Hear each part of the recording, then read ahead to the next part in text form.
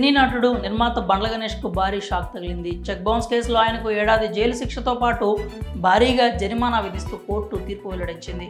Ongole court బుధవారం నాడు ఈ తీర్పును వెలువరించింది. చెక్ బౌన్స్ కేసులో ఒంగోలు కోర్టుకు హాజరైన సినీ నిర్మాత బండ్ల గణేష్ ఈ కేసును విచారించిన సెకండ్ ఏఎంఎం కోర్టు నిర్మాత బండ్ల గణేష్కు 1 సంవత్సరం జైలు శిక్ష, 95 లక్షల జరిమానా విధిస్తూ తీర్పు వెల్లడించింది. అంతేగాక ఈ కేసులో అప్పీల్ చేసుకునేందుకు గాను బండ్ల గణేష్కు కోర్టు నెల రోజుల గడువు ఇచ్చింది.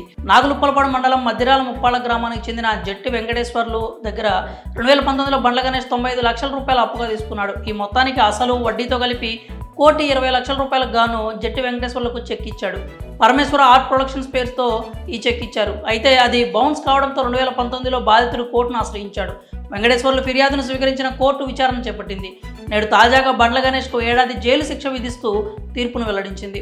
గతంలో ఈ కేసు విచారణకు హాజరు కావాలని కోర్టు గణేష్కు పలుసార్లు నోటీసులు ఇచ్చింది. అయితే ఆయన ఒక్కసారి కూడా కోర్టుకు హాజరు కాలేదు. దీంతో గతంలో కోర్టు బండ్ల గణేష్ మీద అరెస్ట్ వారెంట్ కూడా జారీ చేసింది.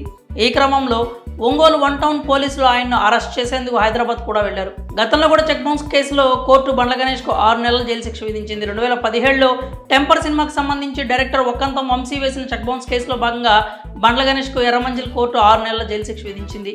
దాంతోపాటు 15,86,550 రూపాయల జరిమానా కూడా విధించింది. 25 లక్షల రూపాయలకు సంబంధించిన చెక్ బౌన్స్ కేసులో బండ్ల గణేష్కు కోర్టు ఈ శిక్ష విధించింది. కానీ వెంటనే బెయిల్ కోసం దరఖాస్తు చేసుకోక కోర్టు ఆయనకు షరతులతో కూడిన బెయిల్ మంజూరు చేసింది. చిన్న పాత్రలతో నటుడిగా కెరీర్ ప్రారంభించిన బండ్ల గణేష్ ఆ తర్వాత రవితేజ హీరోగా తెరకెక్కిన ఆంజనేయులు సినిమాతో నిర్మాతగా మారాడు. తర్వాత వరుసగా పవన్ కళ్యాణ్, ఎన్టీఆర్, రామ్ చరణ్ లాంటి స్టార్ హీరోలతో సినిమాలు నిర్మించారు.